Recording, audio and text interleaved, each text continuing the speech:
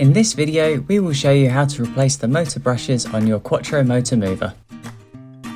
Before you begin, ensure the isolation key is switched off.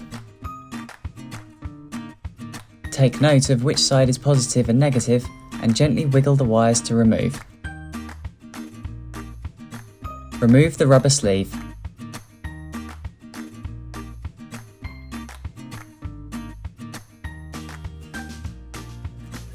Slide the cap off, then remove the brush. Repeat this step for both sides.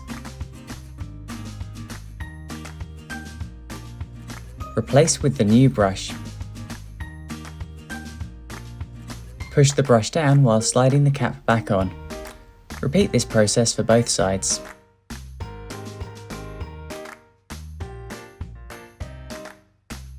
Reinstall the sleeve and wires into the same positions as before.